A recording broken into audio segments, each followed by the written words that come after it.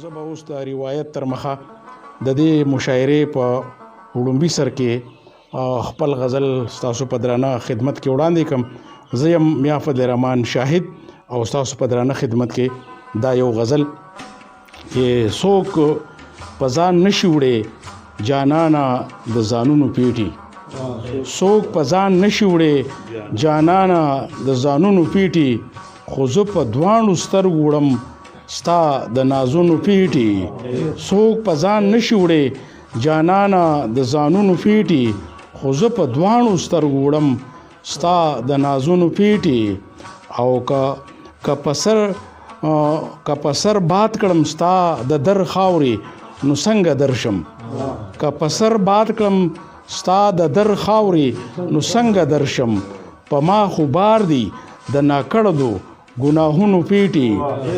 که په سر باد کړم ستا د در خاورې نو څنګه درشم، په ما خو بار دی د ناکړدو ګناهونه پیټي. او په مونږ خو بره د محل نه کاڼي وورېدل، په مونږ خو بره د محل نه کاڼي وورېدل، په چا دی بار نشي د ژوند د الزامونو پیټي. په مونږ خو بره د محل نه کاڼي وورېدل، په چا دی بار نشي د ژوند د الزامونو پیټي. او دلته د وخت د فیصلو هډوسو قدر نکړي، دلته د وخت د فیصلو هډوسو قدر نکړي. هر چا بار کړي دي، هر چا بار کړي په اوګو د ارمانونو پیټي.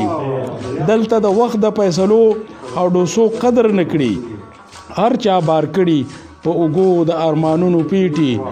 او د دوی ګناه ته د ثواب په نظر ګوري خلک، د دوی ګناه ته د ثواب په نظر ګوري خلک، د دوی په غیږو کې پراته د ثوابونو پیټي. او آخري مقطع ده چې داستا شاهد ګورې اوستا مینې ته نه دی اوسګار، داستا شاهد ګورې اوستا مینې ته نه دی اوسګار، د ده په سر د نبی کل د امیدونو پیټي. د